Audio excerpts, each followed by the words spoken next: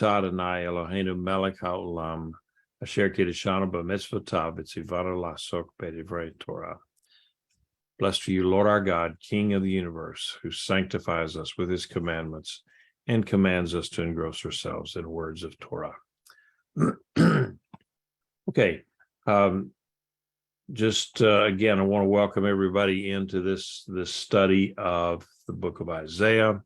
My name is Steve Sheik. I'm the congregation leader, rabbi at Tree of Life Messianic Congregation in Houston. And I just want to welcome everyone in here tonight. So tonight we're going to be looking at all of chapter 9 and the first 4 verses of chapter 10, because they are a literary unit. Okay, and we'll go just scroll through those things. We're still in we're still somewhere around this area here of 733, 732, somewhere where in there we're before that, because the prophecies have not yet been fulfilled. And let me see where, and there's my little timeline there. So that hasn't moved too much from last week. So let's look at verse 1. The people walking in darkness will see a great light. Upon those dwelling in the land of the shadow of death, light will shine. Now, I don't know if you remember the scripture from last week where it talked about the farthest most northern regions of Israel would be invaded and be under oppression, and so this verse is talking now about, since they were the very first people of Israel to be under this oppression by a foreign country, then they would also be the one that would enjoy the light of the world, meaning the Messiah. When the Messiah came back some 500 years after this incident, well, a little bit more than 500 years. Where did Messiah come from? He was born in Bethlehem, but he was raised up in the Galilee area in Nazareth. So, in contrast to Ahaz, the king of Judah, who refused to listen and to obey God, the Lord was going to raise up a faithful king who would be born and reign, but it's going to be a long time in the future. And light would come to those that are, walking in darkness, and that's the Israelites. And they lived in a dark land. That was no getting around it. Israel kept sinking down into the mire and the muck, and so we see that this is going to be a future event, and that it's going to be a blessing for those that are up in the Galilee area. And it was referred to in Matthew 4:14. It says, this was to fulfill what was spoken through Isaiah the prophet, saying, land of Zebulun and land of Naphtali, the way of the sea, beyond the Jordan, Galilee of the nations. The people sitting in darkness have seen a great light, and those sitting in the region and shadow of death, on them a light has dawned. And so that is a fairly, almost a direct quote from Isaiah 8:23. It says, but there is no gloom to her who is in anguish, as in the time past. He treated lightly the land of Zebulun and the land of Naphtali, but in the future he will bring glory by the way of the sea, beyond the Jordan, Galilee of the Gentiles. So that's where Isaiah is now again prophesying this, that's what's going to happen, that that northern area of Israel was going to see the light. Now, we see a lot of times back and forth in the Bible, in the Tanakh, and also in the Brit Hadashah, of the light and darkness motif, and that's it's a it's a creative work of God. A lot of times when these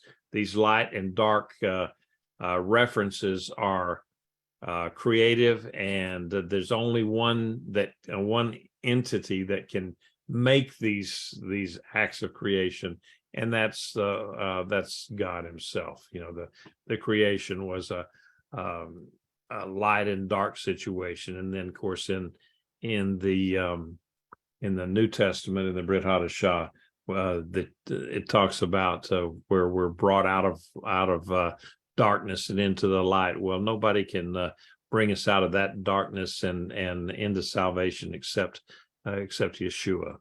So going on, verse 2, you will multiply the nation, you will increase the joy, you will rejoice before you like the joy in the harvest, as they revel when they divide the spoil. God would reveal His presence to His people, and the results would be a national growth. It's going to be a greater population, a greater economy, and it's going to be a time of abundance, and really just about every kind of joy available is going to be there. There's only one problem between these verses here, verse 1 and 2. It's already been a couple of thousand years wait, and we're still waiting for it, because this prophecy, of course, is for the millennial period, and that hasn't occurred yet. Verses 3 and 4, you will break the burdensome yoke and the rod on his shoulder, the war club of his oppressor, as in the day of Midian. For every stomping boot, quaking in cloak rolled in blood, will be for burning fuel for the fire. Now, as we go through these verses, I neglected to mention at the beginning that there's a difference between the Christian English version of the numbering system, okay, and the Hebrew numbering system. And so we're one verse off. If you're trying to follow in just a regular Bible like a Holman or a Thompson or Schofield or whatever kind of Bible, NIV, whatever kind of English version Bible that you are following, you're going to be one verse off, unless you're just, from what we're talking about, unless it's in the Tree of Life version or the complete Jewish Bible version.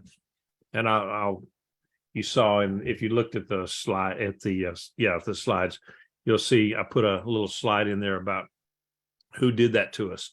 But anyway, said Israel will be delivered from their enemies, primarily physical enemies, yes, but also spiritual enemies. The Assyrians would impose a yoke on the Israelites, and they did. They came in and just pretty much wiped them out. But God would break that yoke off. How? With the Babylonians later on. This deliverance would be entirely of God and against overwhelming odds, like when God broke the yoke of Midian, and that's in Judges 6 and 7, where he stopped the sun from going down, so that they would so that Israel could prevail against them. God would not give just victory to Israel, but He would cause wars to cease. And then His people would then enter into the fruits of a past victory, and that's namely the victory of their Messiah. When Yeshua came 2,000 years ago, whenever the millennium gets kicked off with the second return of Yeshua, then basically what will happen is that Israel then will enjoy the fruits of that first coming, and then it's just manifested itself. It's the time of the harvest, the time of the fruiting of the trees, when Yeshua comes back the second time. So it says the wars will stop and Israel will enjoy peace. And of course, that's one of the benefits of the millennial period, that will be a time of worldwide peace for 1,000 years. And the world has never known that at all, ever. So it will be quite the time. Now, coming up, one of the most famous verses that we know, and everybody can, as you know, we've probably sung it once or twice, is verse number 5. For to us a child is born, a son will be given to us, and the government will be upon his shoulder. His name will be called Wonderful Counselor, Mighty God, my Father of eternity, Prince of Peace. Now, the end of the wars that we've talked about, it depends on the coming of a person, a royal person, yet one that's never explicitly called a king here.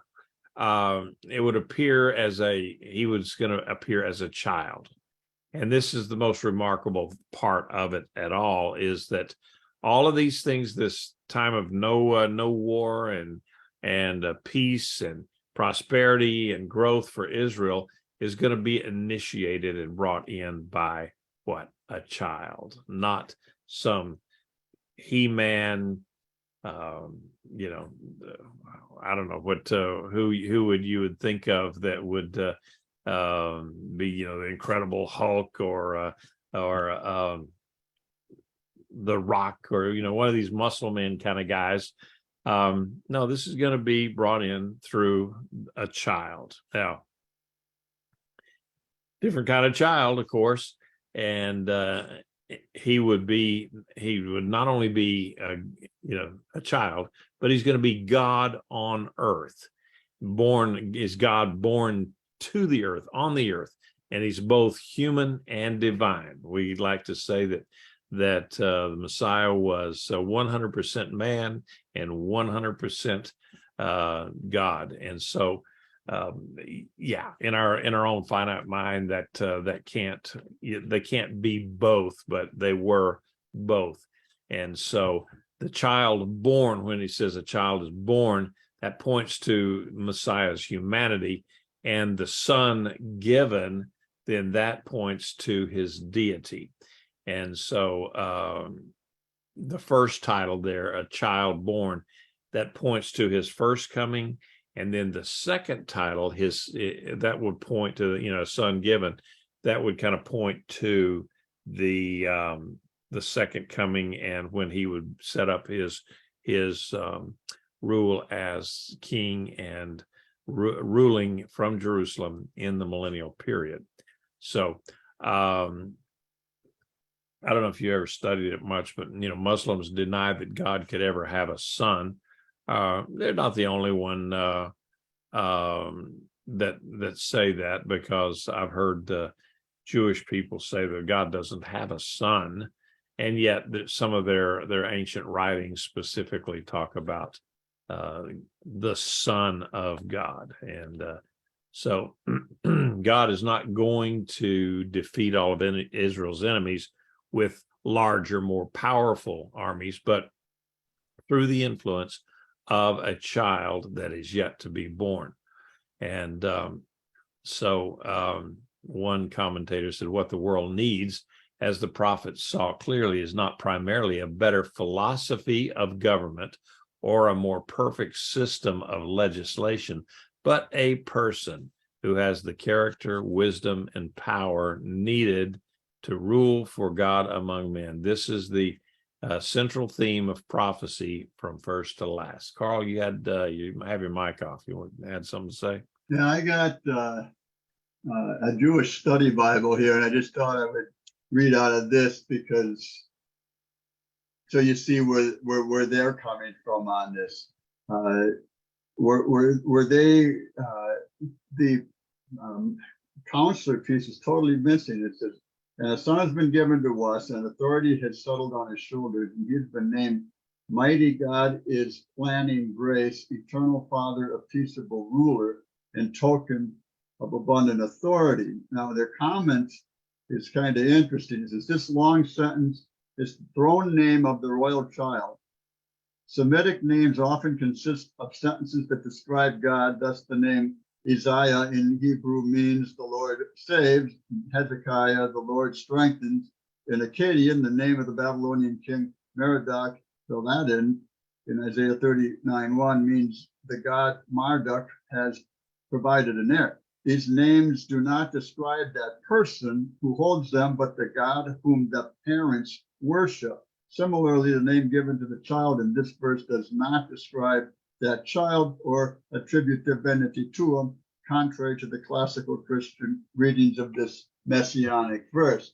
So, at any rate, it's just kind of interesting how they, shall we say, weasel around it, but that's that viewpoint. So that's one of the reasons that if you say this verse to a Jewish person, they might not take it the same way we do. That is correct, and yet the thing about it is some of these verses that we just take for granted that that's the way they are.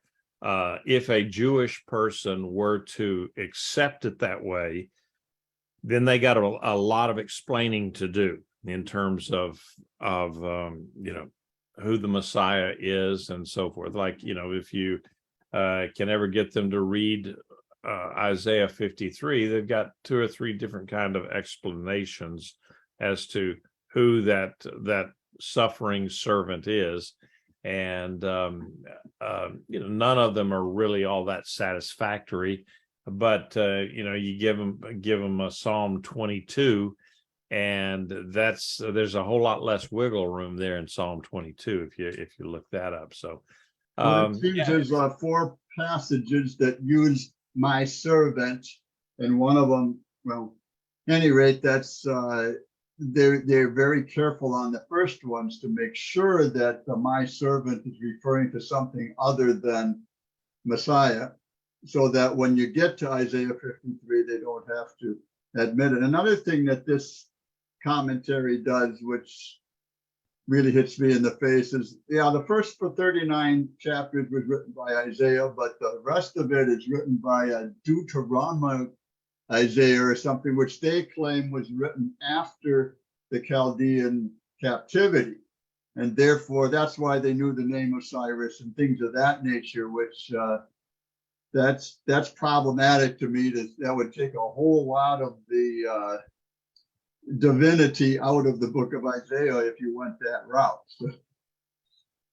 Well, that is true. Yeah, I mean, sometimes you have to we just have to make a leap of faith into what it is that we believe. And is it too hard for God to give Isaiah the name of the conqueror that's going to be coming in and releasing Israel from their captivity? Not at all. Not at all. I mean, and so, many things that people say are too hard for men, it's nothing for God. And so, that's, how are you going to believe anything? It's, do you believe that there was an actual flood and an ark and all of that, or do you not believe that? So it's a kind of a slippery slope. Once you start trying to hack this out and hack that out, then it's makes it easier for one to disavow the actual inerrancy of the scriptures. And so I'm just a simple man, so I just what the scriptures say, that's what I believe. Amen. So, all right, good deal. All right, so the child, that go back to talking about the child, he would be born to the Jewish people. He is a Jew. I mean, I still get a charge out when I remember talking to a Christian person at one point, and I said, you do realize that this Jesus guy that you say you follow, he was a Jew. And the guy just looked at me and kind of, like the deer in the headlight. He says, no, he wasn't. He was a Christian. He was the first Christian. He was not a Jew. And so at that point, I says, well, there is no actual reason why I should be discussing this with this person, because it's obviously over their head. And so, but you run into that sometimes. But Yeshua was born a Jew, ultimately Jew, and so he would be the ultimate fulfillment of that Emmanuel sign that we saw in chapter 7:14. And so all of these four titles that he's given here, they underscore both his deity and his humanity. So where it says wonderful counselor, that's literally wonder of a counselor. And there's really nothing in Hebrew construction that would prevent taking these, as two separate names, wonderful and counselor, like Handel did, wonderful counselor, and he made them two names. So, but in the Hebrew, you can either do it with one name or two names. It's not, there's not a hard and fast rule on there. So this ruler that we're going to be talking about in the future, the future throne of David ruler, would, he's wonderful. He's a counselor. He would transcend all human wisdom. And he would really have no need of human counselors to guide him, because he is God. He knows everything. So Yeshua advised, for example, that strength lies in weakness, victory in surrender, and life in death. All those are kind of very, very deep subjects, and we can't go into those tonight, but he would be the Almighty God. He would possess all the power of God. And he would not only be the father of the nation in the sense that Israel's kings were, the head leader, but he would be the eternal father, the one. His paternal reign would actually last forever, because he is God. And this is not a reference to God the Father, but God the Son, who will provide a fatherly kind of reign throughout the eternity. So, and in biblical eternity is it's hard for us to fathom what eternity would be, and it's just an unending duration, or an unending succession of time, of ages, as it were. So it just goes on and on and on and never stops. And so eternity, and that's what his throne will be, his reign would be. And so he would also be the Prince of Peace. And there's going to be peace between people, and also peace between God and the people. So everything that this new Messiah, or the second coming of the Messiah, he brings all those things to the table. Now, Isaiah does not particularly intend that we would understand that, in actual life, that the child would bear or would be addressed by those names. Okay, these are characteristic names. Anymore that, in actual life, that he would be called Emmanuel. Okay, because there's, that was a descriptor name. It was not his name. His name was Yeshua. And so, but he would carry these characteristics, like many of the names of God the Father are descriptors, they're characteristic names. So I think we could look at, in summary, that the Messianic ruler's titles would depict him as an extraordinary military strategist. So, when he comes back to earth and he will defeat the enemies of Israel just with his word, just overwhelming. You talk about shock and awe. That's going to be some shock and awe. So he will be the very epitome of a flawless leader that the world has never seen before. Okay. So going on, any comments or questions on that before we go on? Okay, of the increase of his government and shalom, there will be no end on the throne of David and over his kingdom, to establish it and uphold it through justice, righteousness from now until forevermore. The zeal of Adonai Svaot will accomplish this. Okay. This coming Messiah would be the final king, and his reign would just be one of increasing peace forever. Like the last presidency we had here in the United States, there were no wars started, which was just incredible. I don't think that since World War II, there's never been a president that didn't start at least one war someplace in the world. And when Yeshua comes to reign, then the peace that is there is just going to keep growing and growing and growing all over the world until the entire world is at peace. I don't think that it would happen particularly overnight.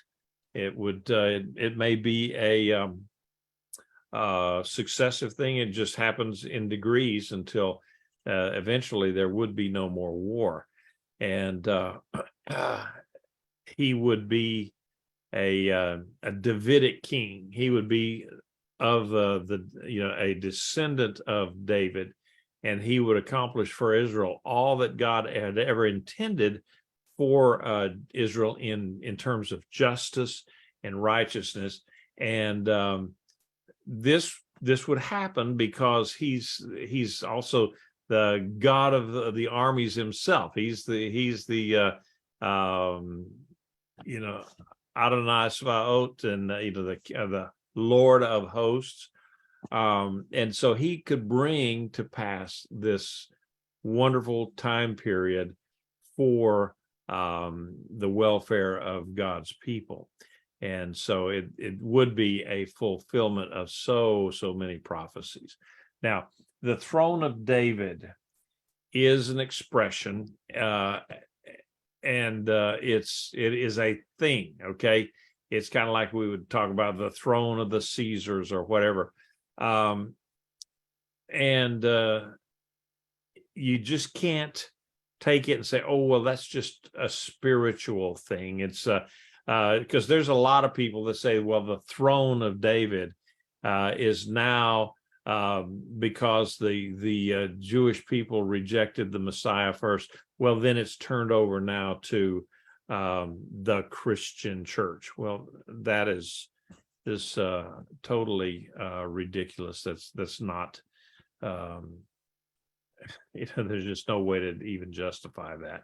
But there are folks that do say that. So I think so. The ones that do that mostly are the amillennialists that they spiritualize the throne of David, and they say, well, it's the church or all believers, or it's heaven or whatever, depending on the person that's talking about it. So, but it will be a literal physical reign.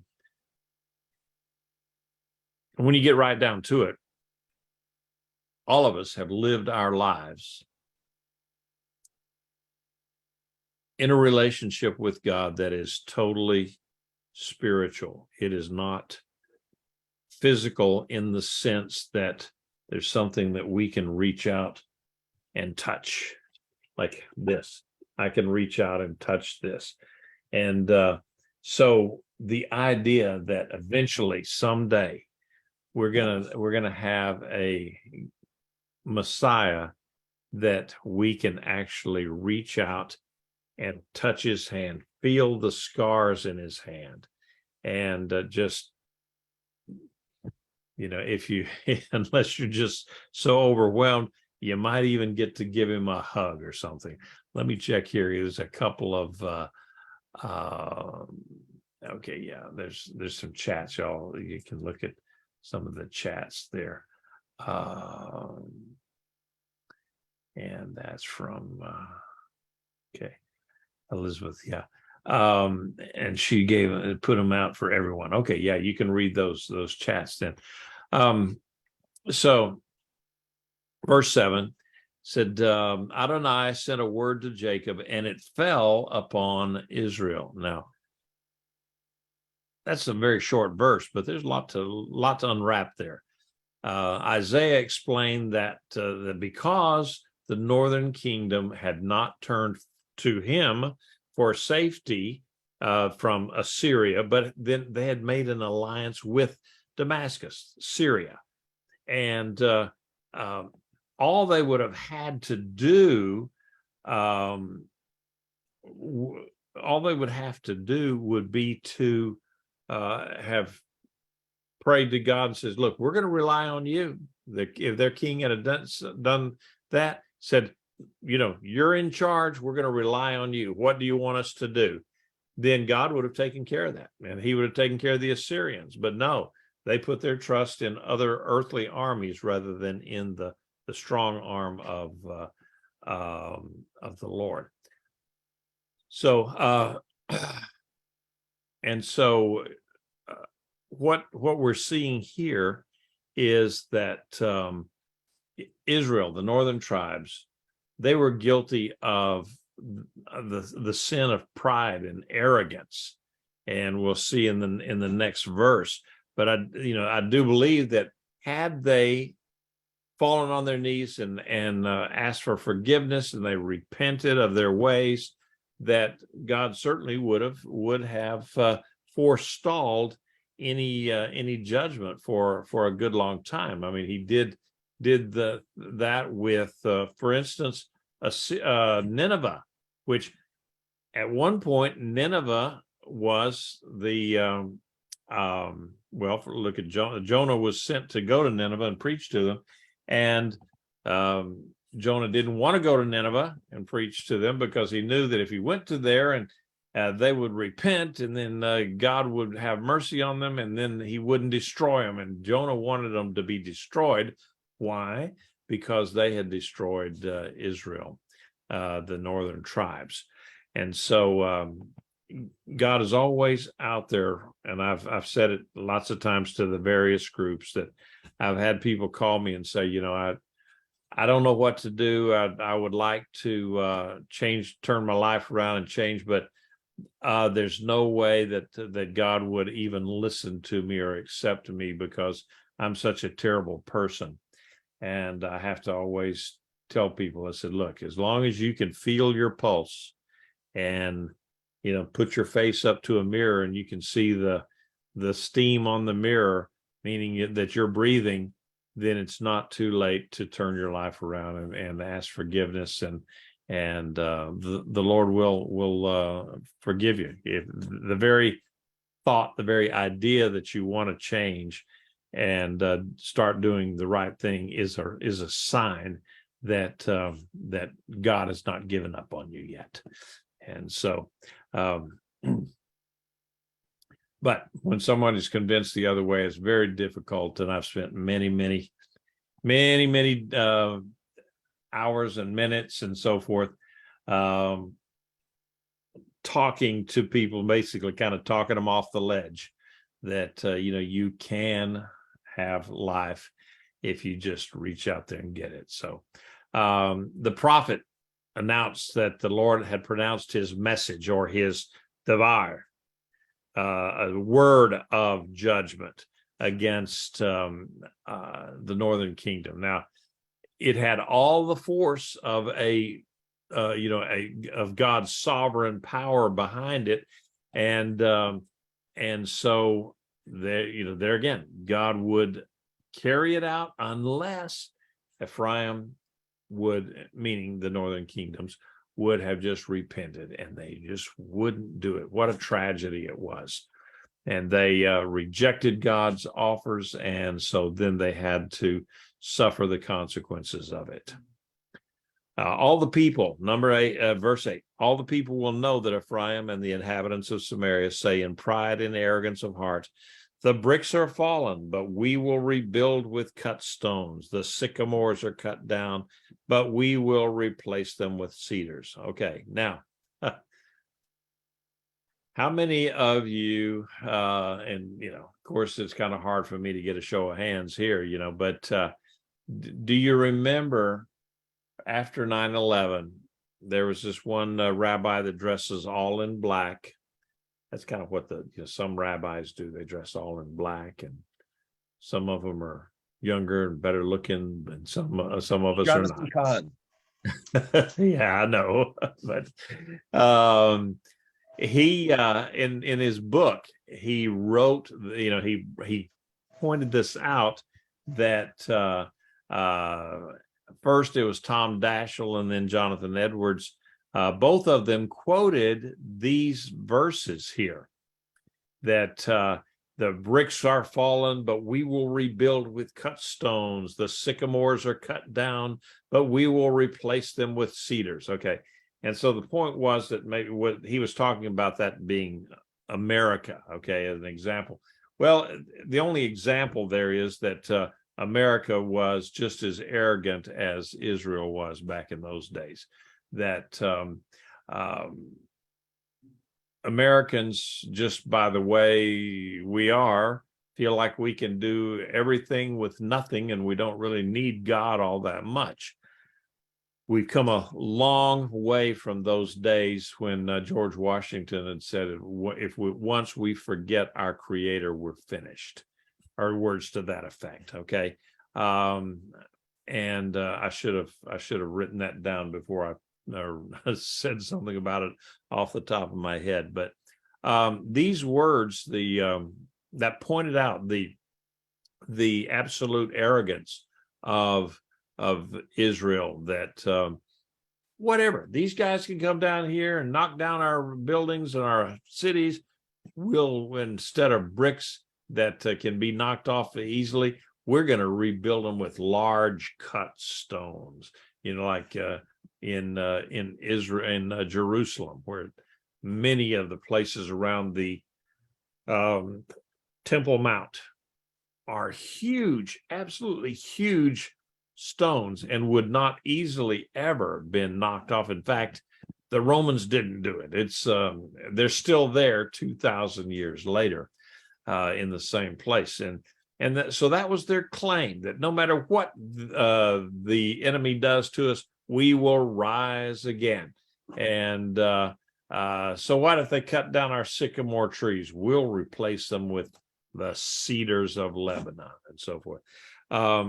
So I wrote this down in my notes there, and after I'd already written it on the outline, I didn't realize that that's also someone else's rallying cry. They show their arrogance by claiming that they would build back better.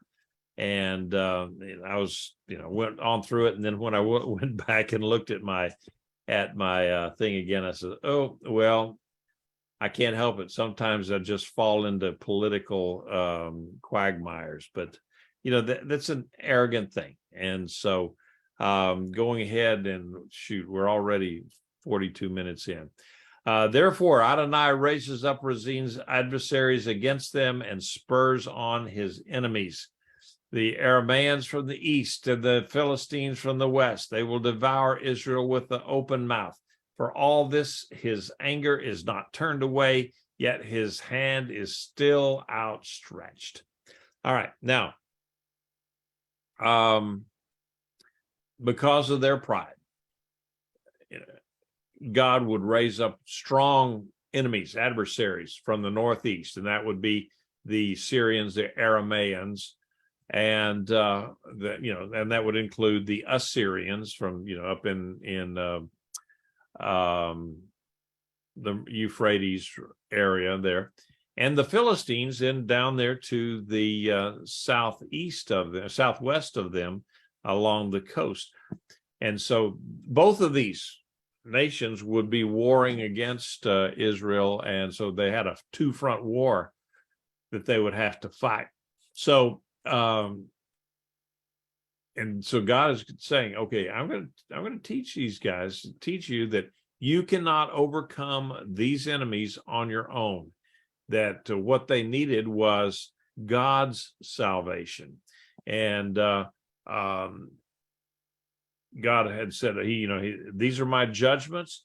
His anger is going to be against Ephraim, and it says that his hand of judgment would be stretched out against her because she would not repent. Now, there is 4 places that these verses are repeated. For all this, his anger is not turned away, yet his hand is still outstretched. Now, if you look at that, you would think that possibly what it is that even though God is still angry and so forth, here his hand is still outstretched, and he's beckoning you back, and he will receive you and give you a reprieve and so forth. And the first reading of that may indicate that, but nowhere in there could I really make a strong argument that that's what God is calling for at this point. It just says, I'm going to put my hand out there, kind of an open-fisted, open slap kind of a thing, and not a hand of, oh, poor baby, come and I will take care of you. One commentator said that that in Hebrew there is no word for fist, and yes, there is. Okay, I can't think of it right offhand now, but there is a word for fist. Now, he's not using the word fist in there. He did use the word for yad, okay, the hand, but it's used always as a symbol of firmness and power and strength, and not of supplication and nurturing and come to daddy kind of a thing. No, this is it's still a symbol of judgment against them. So, because the first the first stage of the judgments, that, remember, about 10 years earlier than 722, Assyria came down and kind of whooped up Israel pretty badly, and as a warning to them that they needed God on their side, not anybody else, no other alliance or anything. And yet that's exactly what they did. They cut alliances. And so now the Lord is going to be, he said, yet the people will not turn back to the one who strikes them, nor will they seek Adonai's vote. So Adonai will cut off from Israel head and tail, palm branch and bulrush in a single day. So they've already been warned with a kind of a smaller invasion, but they did not heed it. And so now the big bad one is coming. And so the Lord is going to discipline not only the nation, but he's going to cut off the leadership very abruptly, very suddenly. And then they would see their need for him much more clearly. And so that Isaiah described the totality of leadership as the head and the tail. And so that means that all of the big wigs up in Samaria that wandered around in their fancy dancy robes and stuff like that, those guys, they were going to get cut off just as badly and just as quickly as the small town mayor in whatever little town. So, Carmen. Well, back on that, his hand is raised, period. That in my book, the notes say, look at Isaiah 5:25, and it says, therefore the Lord's anger burns against his people. He raised his hand against them and struck them. So, yeah. There's just no way that you can honestly look at this and say, oh, God's being kind to them. Even though there's in judgment, he's being kind to them and kind of giving them a break or wishing that they would come back. Yeah, he wishes they would, but he's not offering a white flag anywhere here. They are still under judgment, and no matter what, they're going to get judgment. And so he says it 4 times there. And so, they would, when God says something just once, it ought to be enough. But when it says 2 or 3, that's way out there. But if he says it 4 times, there's no going back. Going back. That's all he can do, because otherwise he wouldn't be a just God. Exactly right. Exactly right. Thank you. All right. So where am I at in my notes? Okay, let's go ahead and I've already kind of talked through this, and the picture in the Bible here of the palm tree, the great big tall palm tree. Now we don't look at a palm tree as being a great big majestic thing and powerful thing. I look at live oaks or redwoods or actually the cedars of Lebanon as huge, powerful trees. But you get the picture here of the tall palm tree and the bulrushes, or the what we would call the cattails in the ponds, and that's there's various kinds of bulrushes, but basically they're just grassy weeds at the edge of ponds, and that's the contrast there. The big tall thing against the little one. The palm tree doesn't bend, doesn't move.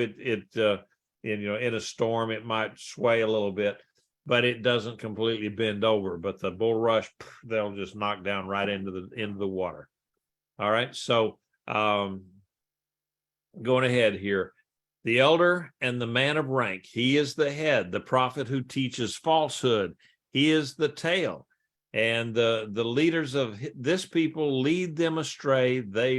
Those they misled are swallowed up. Okay, so the leaders here, what they're talking about, the leaders are people that they lead people around. Why do they lead them lead them astray, or tell them falsehoods, or lie to people? Well, that's because they want to stay in power.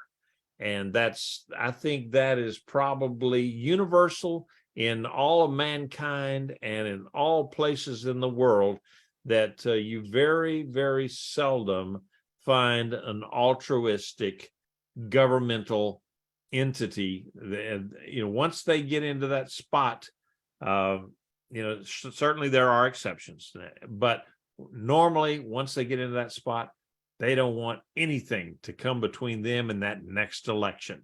And so if they have elections, and if they don't have elections, then they will just they become a dictator, and then they will do whatever it takes to stay in power. That's just the way mankind is, and that's the way leadership is, even today. And you can see it even in our own government. It's so easy to see in our own government where people lie, cheat, and steal in elections just to stay in power. And they're not doing it for any other reason other than they get wealthy by being in those positions. The false prophets, I would put our if you wanted to kind of put it together, that would be our mainstream media today, are the false prophets. They're the ones that will carry the water for all of these rotten politicians. And so back in those days, they had the same thing. They would have prophets that they could call on, that they would go up into the temple and they spout off something. Thus says the Lord of hosts. And, then they would say whatever it was that the king wanted them to say. They were propagandists, totally. And we have the same thing today. So it's like Solomon said, nothing new under the sun. All right, verse 16 to 17. Therefore, Adonai will have no joy in their young men, nor will he have compassion on their orphans and widows. For everyone is ungodly and an evildoer, and every mouth speaks foolishness.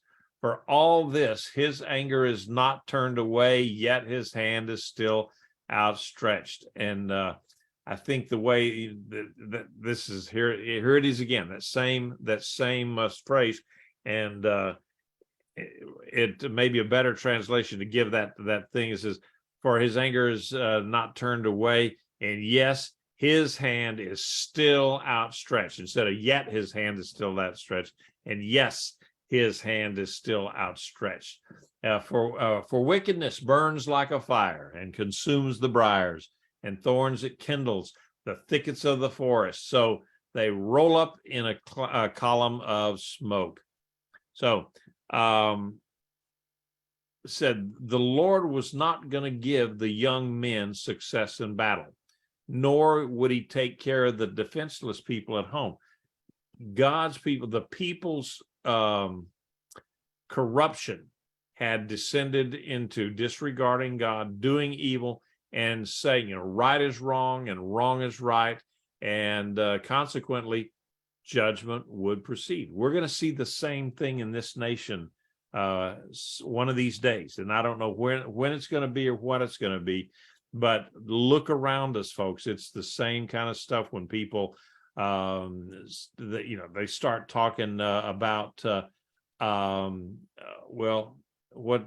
they change the language around, that from niceties, even the word homosexual in times past, it had names that were a lot more crude, and like buggery, there's one of them that comes to mind that I can say here because most people don't know what that means.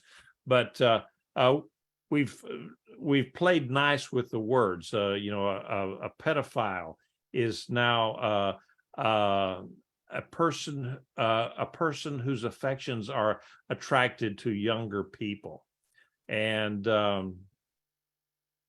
it's still a pedophile is a pedophile, and regardless of what you call him.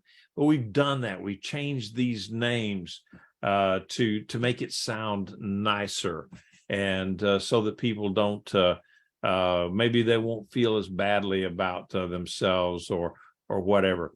And right is wrong and wrong is right. The idea of teaching children about homosexual acts and so forth in kindergarten and grade school. I mean, that doesn't get any worse, and it doesn't get any more wrong than that.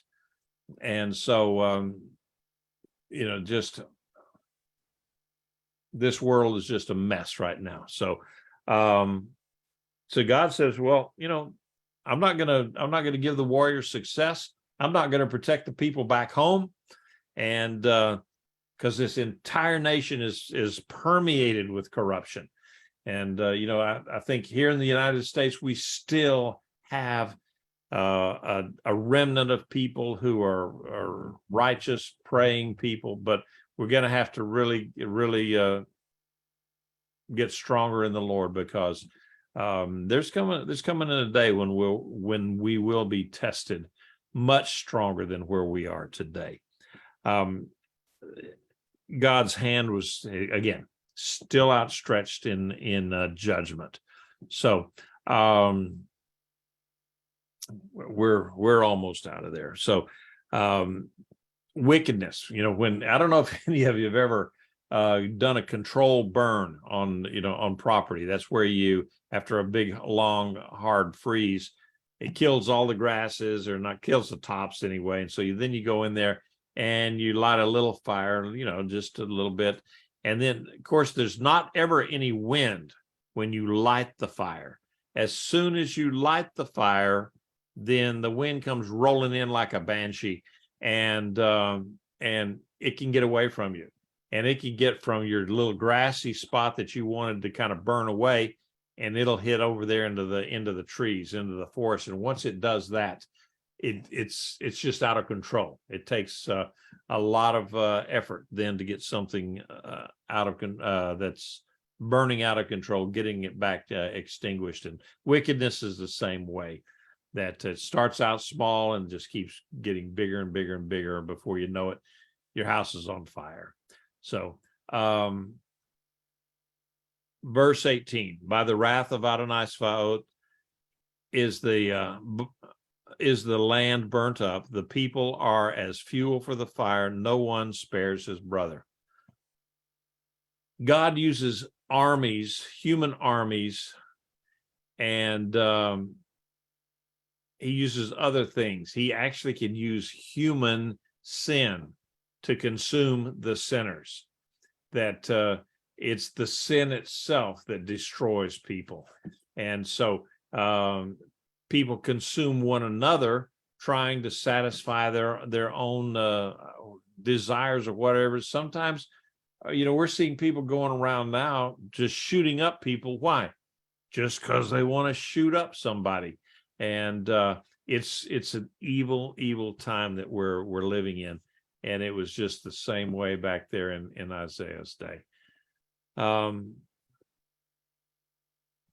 we go. Verse 19. One grabs with the right hand, but is hungry, and eats with the left hand, but is not satisfied. Everyone will eat the flesh of his own arm. Manasseh will devour Ephraim, and Ephraim Manasseh. Both are against Judah. For all this, his anger is not turned away, yet his hand is outstretched. And so the third time now that he said that, says people will consume themselves, basically devour, attack, kill each other in large numbers just for the satisfaction of it. The tribes of Israel were consuming each other for the same purpose. Even the brother tribes, the brothers, Ephraim and Manasseh, the sons of Joseph, they were warring against each other, and then they together were warring against Judah, and so it had really come down to just the nastiness and the there's a word out there for brother against brother, and I'm fratricide. Yeah, there you go, fratricide. All right. Yes, sir. Well, I was thinking, when you think about it, I mean, there is bad blood between Ephraim and Manasseh going all the way back to the time of the Judges. I mean, if you look at like Judges chapter 8, where Gideon, who was a Manassite, went to war and against Israel's enemies, and Ephraim, the tribe of Ephraim came and complained, hey, why didn't you call us? I mean, he said, what are you complaining about? I did what you should have been doing. But Ephraim, being, he had that blessing from Jacob, right? They wanted like the primacy. And then again, like in Judges 12, we have Jephthah, and the same type of thing, where the Manassites went to war. They did what Ephraim could have been doing, and Ephraim felt slighted. They had all kinds of bad words back and forth, and they ended up killing each other. So I mean, it's, and of course, like Israel versus Judah, all the way back to the time of Jeroboam. I mean, Yeah, that had been about 400 years. Then by the time in the Judges, you're talking about another, in some cases, almost 1,000 years of this kind of internecine warfare against the tribe against tribe. And so it was a volatile time and volatile people. And so, yeah, they'd been doing this for a good long time. That's for sure. Okay, so these guys were devouring themselves. They were fighting against themselves, and so this is one reason. For this reason, God's hand of judgment is still out there, still extended to them. Jumping over into verse chapter 10. Now, any really sane reading of all of this would show you that chapter 10, verses 1, 2, 3, and 4 should have been in chapter 9. And but be that as it may, that's what it is. Oi, or woe to those enacting just decrees and recording corrupt legislation to deprive the helpless of justice and rob the rights of the poor of my people, so that widows may be their spoil and orphans their prey. So this last bit here, these are the two cats that are responsible for the chapters and verses in the Bibles that we have today, the English versions or the non-Hebraic versions of it. Okay. And the guy on the left there, Hugo de Charo, he was the one that divided everything up into the various chapters. And then Robert Stevens, or there's another name. He was a Frenchman, and Robert Etienne, I think it was it. Is in the the French version of it. But anyway, he was a philosopher and one of the scholars, and so he's the one that divided everything up into verses. Because if you know in Hebrew, you look in the scrolls, that there's really not any chapters and verses. It kind of runs along, and okay, yeah, somebody jumped in there with yeah, there it was so these guys and others were the ones that divided things up, and so sometimes it's just not the same. And we run into that today in the Jewish when you're trying to do something. And today was a kind of a difficult one for me to keep the verses straight from the notes, because I use a Hebrew-based Bible and not the English-based Bible. So anyway, those are the guys. I just thought I'd show you a picture. But Isaiah is at this point looking at, he's pointing his finger at the ones who are the authorities, the unjust authorities, the judges, the people, the leaders that make decisions on the everyday things of the people. And they're just unjust. They're corrupt. They are cheating people. And why are they doing that? Because they get rich off of it. It's kind of like these guys that make $200,000 as a congressman. Then 5 or 6 years later, they're worth $5 or $6 million. Now, how can you turn $200,000 a year into $5 or $6 or $10 million in just a few years? Corruption. It's all it is. And these guys back there were doing it. The guys we have today in our government are they can look back at Israel and say those guys were pikers. They didn't really, because our guys do it on steroids. And so but that's what they were doing. They were disenfranchising these people for their own benefit. Okay, a question: has this prophecy of judgment been fulfilled already, or is an end-time judgment like Gog and Magog? Well, no, this prophecy was fulfilled at the partially at the fall of Samaria in 722 BCE. This is what we're talking about here, is the fall of Samaria, fall of Israel, the northern tribes. and that was in 722 BCE. And then later on, in 100 years later, in 586 BCE, then Jerusalem fell. And so, yeah, that part of the prophecy has already been fulfilled. And yet God, he keeps track of things.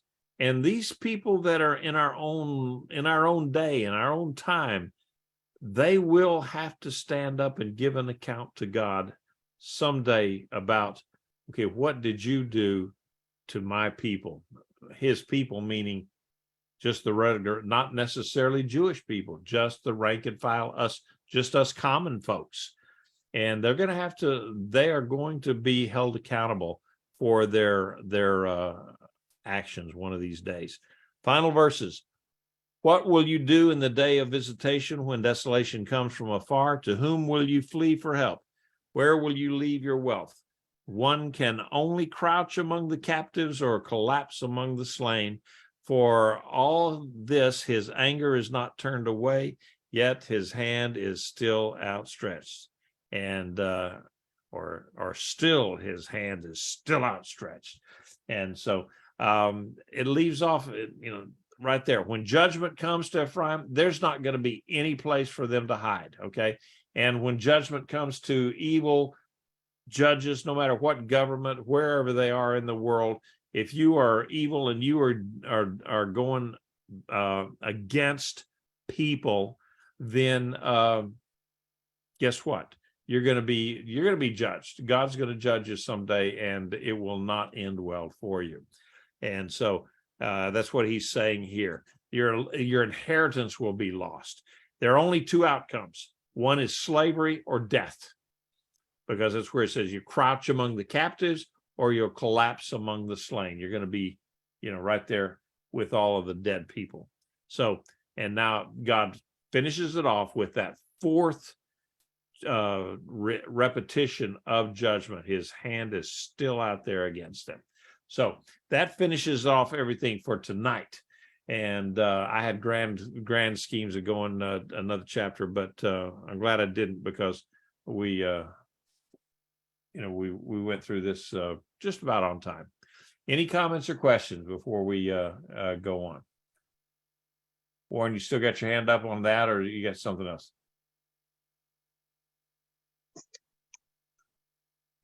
Yeah, I just got one little thing. Remember I said in my Bible there the word wonderful counselor was missing. But that's kind of an important piece. If you go back to Jacob on returning, just before he gets into it with Esau, he fights with the angelic host there, and he's asking him for his name. And in the Masoretic text, it does, why are you asking my name? And then he blesses him. There's nothing there. But you have almost a perfectly parallel scripture in the book of Judges, where the parents of Samson, Manoah and company, what is your name? Why do you ask me my name? For it is wondrous, it says in that passage. So it's in one, not the other, but the tie-in is to this Isaiah 9:6, you're wonderful, my name is, and so therefore you know who it is.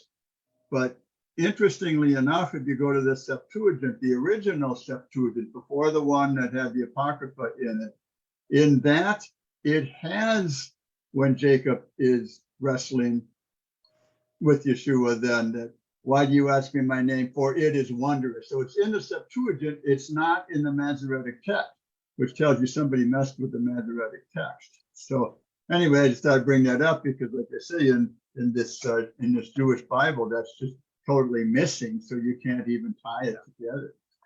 Yeah.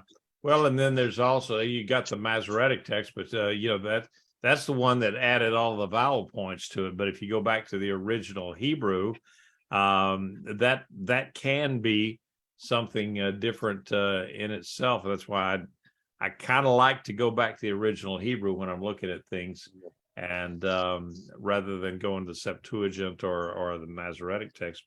But every once in a while, it's good to have that ability to look at the Septuagint and the Greek to parallel it back into what did they say? What word did they use in the Brit Hadashah? And, you know, and kind of compare those two and get them back to, you know, try to, you know, come up with something. And because I'm not that much of a scholar of it, but it is kind of interesting sometimes. It kind of underscores the very much of a difference in how the unbelieving Jewish community actually looks at scripture. I mean, obviously there is a bias there. And I mean, listen, I have commentaries, Jewish commentaries that Talmudic references and whatnot, but you know, it's good for looking at the background of how some of these rabbis believe, but I can't use that for doctrine, you know. And you know, if you look at like even the modern JPS version of the Bible versus what they had even a century ago, you'll see cases in there now where you'll see it and it'll say meaning of this verse is uncertain. Well, it used to be certain for centuries, but because it raises too many questions in terms of the possibility of Yeshua being the Messiah, it now is uncertain. So, I mean, My book is yeah, it's full good to of have Hebrew uncertain. it's good to have a Jewish study Bible, but you know, but don't take it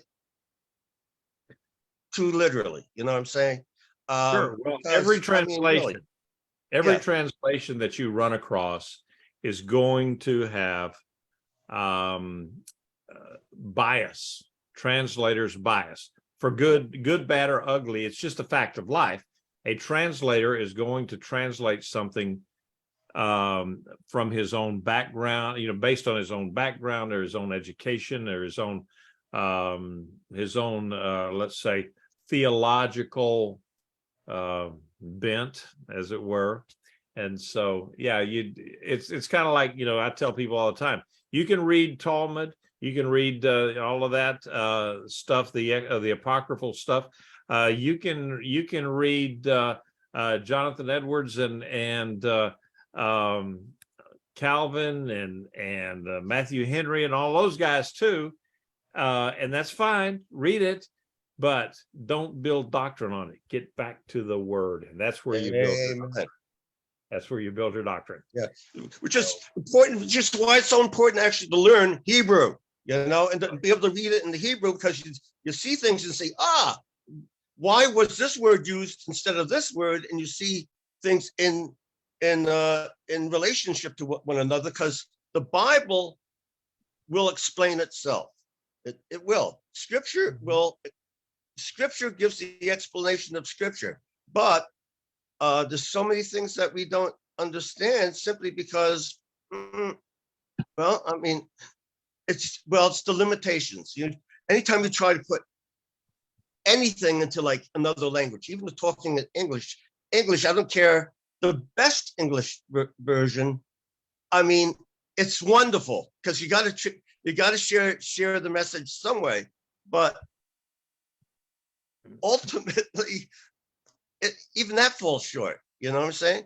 You know, yeah. I mean, try to translate something from an Australian or a New Zealander and talk to a Scot. I've worked in all of those places, and so I understand what translation there means. So